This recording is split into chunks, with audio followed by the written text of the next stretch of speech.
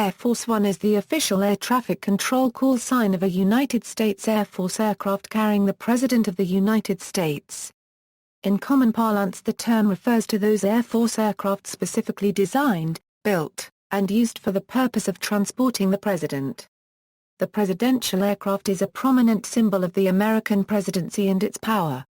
The idea of designating specific military aircraft to transport the President arose in 1943, when officials of the United States Army Air Forces the predecessor to the U.S. Air Force became concerned with relying on commercial airlines to transport the President. A C-87 Liberator Express was reconfigured for use as a presidential transport. However, it was rejected by the Secret Service amid concerns over the aircraft's safety record. A C-54 Skymaster was then converted for presidential use. This aircraft, dubbed the Sacred Cow, transported President Franklin D. Roosevelt to the Yalta Conference in February 1945, and was subsequently used for another 2 years by President Harry S. Truman. The Air Force One call sign was created after a 1953 incident during which a Lockheed Constellation Columbine II, carrying President Dwight D. Eisenhower, entered the same airspace as a commercial airline flight using the same call sign. Several aircraft have been used as Air Force One since the creation of the presidential fleet, including 2 Boeing 707s introduced in the 1960s and 1970s, respectively. Since 1990, the presidential fleet has consisted of 2 Boeing VC-25 as a specifically configured, highly customized Boeing 747-200B series aircraft. The Air Force is looking into replacing the 2 VC-25 aircraft with 3 replacement aircraft beginning in 2017. History. On October 11, 1910, Theodore Roosevelt became the first U.S. president to fly in an aircraft, an early Wright Flyer from Kinloch Field near St. Louis, Missouri. However, he was no longer in office at the time, having been succeeded by William Howard Taft. The record-making occasion was a brief overflight of the crowd at a county fair, but was nonetheless the beginning of presidential air travel. Prior to World War II, overseas and cross-country presidential travel was rare. Lack of wireless telecommunication and quick transportation made long-distance travel impractical, as it took much time and isolated the president from events in Washington, D.C. Railroads were a safer and more reliable option if the president needed to travel to distant states. By the late 1930s, with the arrival of aircraft such as the Douglas DC-3, increasing numbers of the U.S. public saw passenger air travel as a reasonable mode of transportation. All-metal aircraft, more reliable engines, and new radio aids to navigation had made commercial airline travel safer and more convenient. Life insurance companies even began to offer airline pilots insurance policies, albeit at extravagant rates, and many commercial travelers and government officials began using the airlines in preference to rail travel, especially for longer trips. Franklin D. Roosevelt was the first president to fly in an aircraft while in office. The first aircraft obtained specifically for presidential travel was a Douglas Dolphin amphibian delivered in 1933, which was designated RD-2 by the U.S. Navy and based at the Naval Base at Anacostia, D.C. The Dolphin was modified with a luxury upholstery for 4 passengers and a small separate sleeping compartment. The aircraft remained in service as a presidential transport from 1933 until 1939. There are no reports as to whether the president ever flew in the aircraft though. During World War II, Roosevelt traveled on the Dixie Clipper, a Pan Am-crewed Boeing 314 flying boat to the 1943 Casablanca Conference, in Morocco, a flight that covered 5,500 miles. The threat from the German submarines throughout the Battle of the Atlantic made air travel the preferred method of VIP transatlantic transportation. Concerned about relying upon commercial airlines to transport the president, USAAF leaders ordered the conversion of a military aircraft to accommodate the special needs of the commander-in-chief. The first dedicated aircraft proposed for presidential use was a C-87A VIP transport aircraft. This aircraft, number 41 to 24159, was remodified in 1943 for use as a presidential VIP transport, the Guessware II, intended to carry President Franklin D. Roosevelt on international trips. Had it been accepted, it would have been the first aircraft to be used in presidential service, in effect the first Air Force One. However, after a review of the C-87's highly controversial safety record in service, the Secret Service flatly refused to approve the Guessware II for presidential carriage. Also, the C-87 was a derivative of the consolidated B-24 Liberator bomber, so it presented strong offensive impressions to both enemy fighter aircraft as well as foreign dignitaries being visited, an issue not present with airframes that were used purely for transport. The Guessware II was then used to transport senior members of the Roosevelt administration on various trips. In March 1944, it transported Eleanor Roosevelt on a goodwill tour of several Latin American countries. The C-87 was scrapped in 1945. The Secret Service subsequently reconfigured a Douglas C-54 Skymaster for duty as a presidential transport. This C-54C aircraft, nicknamed the Sacred Cow, included a sleeping area, radio telephone, and retractable elevator to discreetly lift Roosevelt in his wheelchair. As modified, the C-54C was used by President Roosevelt only once, on his trip to the Yalta Conference in February 1945. After Roosevelt died in spring 1945, Vice President Harry S. Truman became president. The legislation that created the U.S. Air Force, the National Security Act of 1947, was signed by Truman while on board the C-54C. He replaced the C-54C in 1947 with a modified C-118 Liftmaster, calling it the Independence. This was the first aircraft acting as Air Force One that had a distinctive exterior, a bald eagle head painted on its nose. The presidential call sign was established for security purposes during the administration of Dwight D. Eisenhower. The change stemmed from a 1953 incident where an Eastern Airlines commercial flight had the same call sign as a flight the president was on. The aircraft accidentally entered the same airspace, and after the incident the unique call sign Air Force One was introduced for the presidential aircraft. The first official flight of Air Force One was in 1959 during the Eisenhower administration. Eisenhower introduced 4 propeller-driven aircraft to presidential service.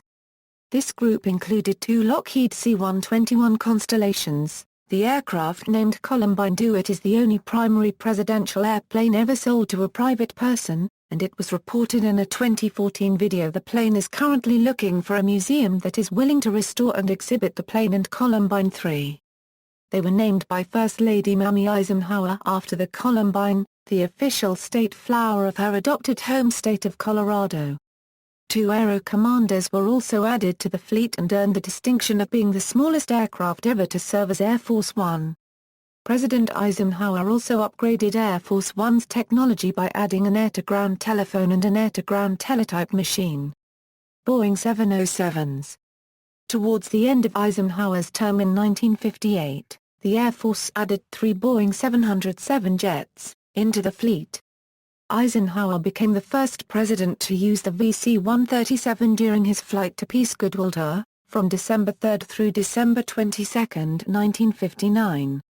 He visited 11 Asian nations, flying 22,000 miles in 19 days, about twice as fast as he could have covered the distance on one of the Columbines. SAM 26,000, official entry to jet age. Under John F. Kennedy presidential air travel officially entered the jet age. He had used the Eisenhower-era jets for trips to Canada, France, Austria and the United Kingdom. However, in October 1962, the administration purchased a Boeing C-137 Stratoliner, a modified long-range 707 Euro Special Air Mission 26,000. The Air Force had attempted a special presidential livery of their own design, a scheme in red and metallic gold, with the nation's name in block letters. Kennedy felt the aircraft appeared too regal, and, on advice from his wife, First Lady Jacqueline Kennedy, he contacted the French-born American industrial designer Raymond Louis for help in designing a new livery and interiors for the VC-137 jet. Louis met with the president, and his earliest research on the project took him to the National Archives, where he looked at the first printed copy of the United States Declaration of Independence, and saw the country's name set widely spaced and in uppercase in a typeface called colon. He chose to expose the polished aluminum fuselage on the bottom side, and used two blues. A slate blue associated with the early republic and the presidency, and a more contemporary cyan to represent the present and future. The presidential seal was added to both sides of the fuselage near the nose, a large American flag was painted on the tail, and the sides of the aircraft read United States of America in all capital letters. Louis' work won immediate praise from the president and the press. The VC-137 markings were adapted for the larger VC-25 when it entered service in 1990. SAM 26000 was in service from 1962 to 1998, serving Presidents Kennedy to Clinton. On November 22, 1963, SAM 26000 carried President Kennedy to Dallas, Texas, where it served as the backdrop as the Kennedys greeted well-wishers at Dallas Love Field. Later that afternoon, Kennedy was assassinated, and Vice President Lyndon Johnson assumed the office of president and took the oath of office aboard SAM 26000. At Johnson's request, the plane carried Kennedy's body back to Washington. A decade later, SAM 26000 brought Johnson's own body home to Texas after his state funeral in Washington. President Lyndon B. Johnson used SAM 26000 to travel extensively domestically, and used it to visit troops in South Vietnam during the Vietnam War.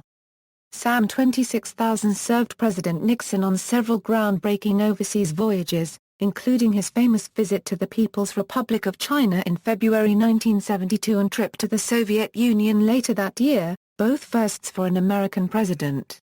Nixon dubbed the plane the Spirit of 76 in honor of the upcoming bicentennial of the United States, and that logo was painted on both sides of the plane's nose. SAM 27000. SAM 26000 was replaced in December 1972 by another VC-137, Special Air Mission 27000, although SAM 26000 was kept as a backup until it was finally retired in 1998. SAM 26000 is now on display at the National Museum of the United States Air Force at Wright-Patterson AFB, Ohio. Richard Nixon was the first president to use SAM 27000, and the newer aircraft served every president until it was replaced by two VC-25 aircraft in 1990. After announcing his intention to resign the presidency, Nixon boarded SAM 27000 to travel to California. Colonel Ralph Albertazzi, then pilot of Air Force One, recounted that after Gerald Ford was sworn in as president, the plane had to be redesignated as SAM 27000, indicating no president was on board the aircraft. Over Jefferson City, Missouri, Albertazzi radioed, "Kansas City, this was Air Force One. Will you change our call sign to SAM 27000? Back came the reply, "Roger, SAM 27000. Good luck to the president." SAM 270's last flight as Air Force One was on August 29, 2001 when it flew President George W. Bush from San Antonio to Waco, Texas.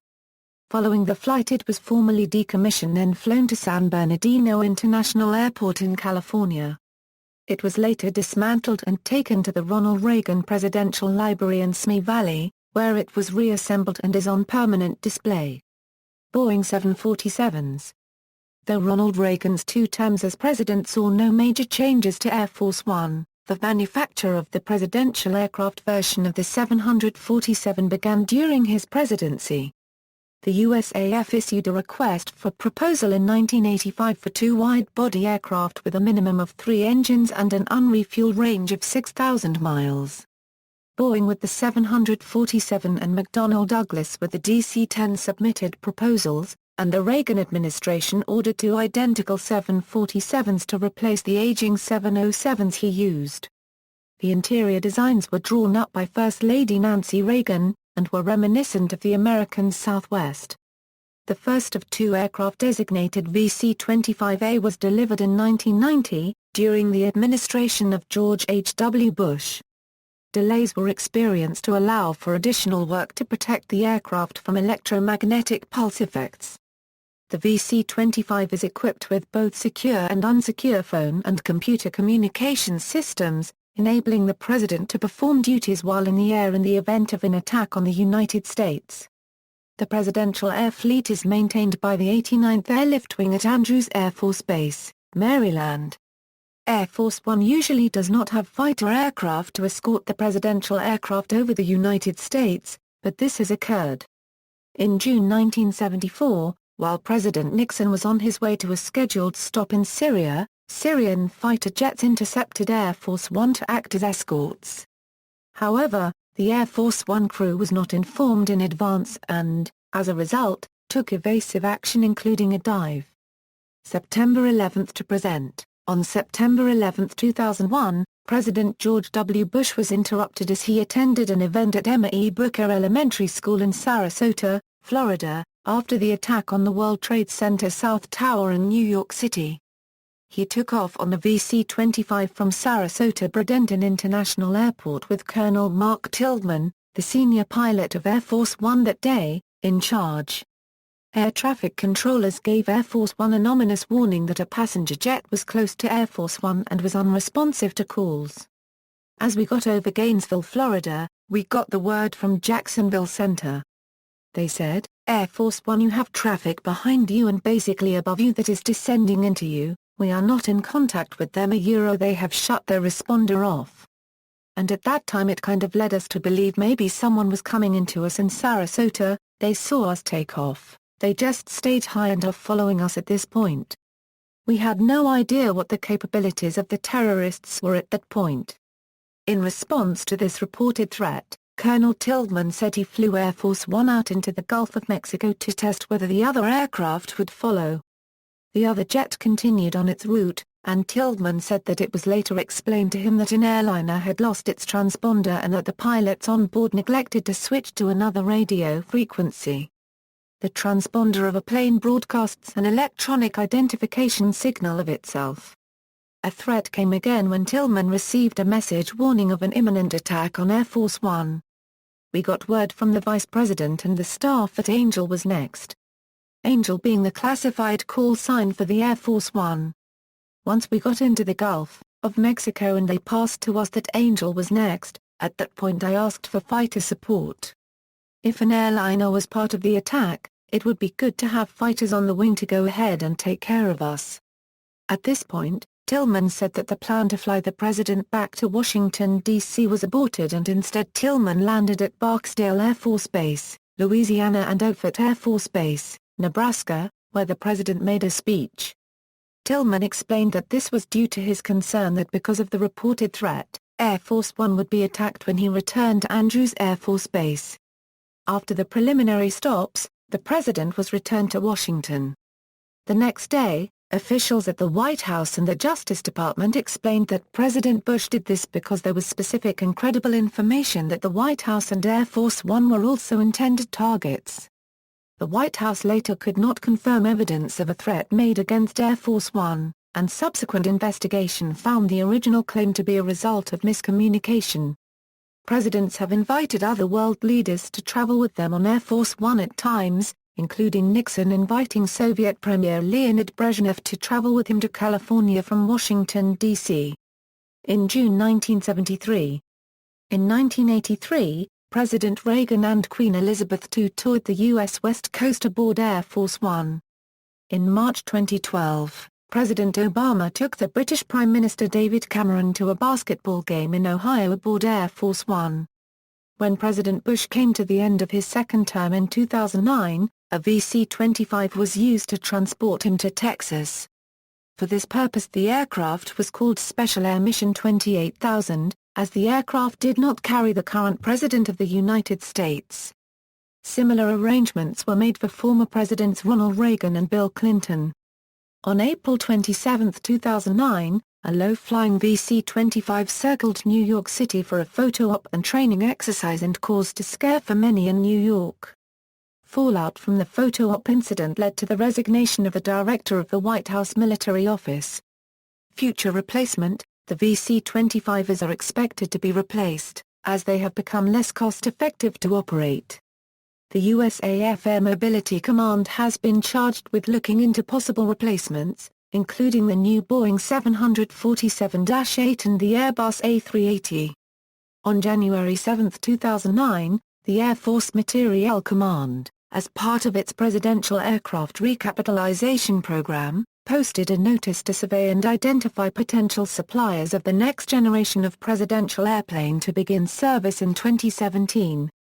By January 28, 2009, the deadline for responding to the survey notice, the European Aeronautic Defence and Space Company announced that it would not participate in the program, leaving Boeing the sole possible provider with either its Boeing 747-8 or Boeing 787 Dreamliner being proposed. Other presidential aircraft. During the Johnson administration, the United States Air Force acquired a Beechcraft King Air B-90 which was designated VC-6A. The aircraft was used to transport President Johnson between Bergstrom Air Force Base and his family ranch near Johnson City, Texas, and was used at least once to transport the president to Princeton, New Jersey. It was referred to as Lady Bird's airplane and later in its service life featured a basic color scheme similar to civilian aircraft. When the president was aboard, the aircraft used the call sign Air Force One. United Airlines is the only commercial airline to have operated Executive One, the designation given to a civilian flight on which the U.S. president is aboard. On December 26, 1973, President Richard Nixon and his family flew as commercial passengers from Washington Dulles to Los Angeles International Airport. His staff explained that this was done to conserve fuel by not having to fly the usual Boeing 707 Air Force aircraft. The President regularly flies in Marine One helicopters operated by the U.S. Marine Corps. In November 1999, President Bill Clinton flew from Ankara, Turkey, to Cengiz Topal Naval Air Station outside Izmit, Turkey, aboard a marked C-20C using the call sign Air Force One, escorted by 3 F-16s. On March 8, 2000, President Clinton flew to Pakistan aboard an unmarked Gulfstream 3 while another aircraft with the call sign Air Force One flew on the same route a few minutes later. This diversion was reported by several U.S. press outlets. On May 1, 2003, President George W. Bush flew in the co-pilot seat of a Sea Control Squadron 35S-3B Viking from Naval Air Station North Island, California to the aircraft carrier USS Abraham Lincoln off the California coast, where Bush delivered his mission accomplished speech. During the flight, the aircraft used the call sign of Navy One for the first time. This aircraft is now on display at the National Naval Aviation Museum at Naval Air Station Pensacola, Florida. In May 2009, President Barack Obama took the First Lady on a date to New York City in a Gulfstream C-37B. On July 16, 2010, the first family flew to Maine for vacation in a USAF Gulfstream 3. On October 25, 2012 and November 3, 2012, President Obama flew into Cleveland, Ohio's Burke Lakefront Airport, in a Boeing 757 that normally serves as Air Force Two to do a campaign speech, before returning to Washington, D.C., Air Force One aircraft on display. Several presidential aircraft that have formerly served as Air Force One are on display in the presidential hangar of the National Museum of the United States Air Force and at the Museum of Flight in Seattle, Washington. The Boeing 707 that served as Air Force One from the Nixon years through the George H. W. Bush administration is on display in Simi Valley, California at the Ronald Reagan Presidential Library. The library's Air Force One pavilion was opened to the public on October 24, 2005. A VC-118A Liftmaster used by John F. Kennedy is on display at the Palmer Air and Space Museum adjacent to Davis-Monthan AFB in Tucson, Arizona. A Lockheed Jetstar which was used by Lyndon Johnson during his presidency is on display at the LBJ Ranch in Stonewall, Texas.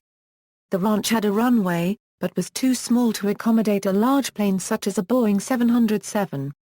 President Johnson would take the larger Air Force One to Bergstrom AFB in Austin, where he would transfer to the smaller Jetstar for the short flight to the ranch.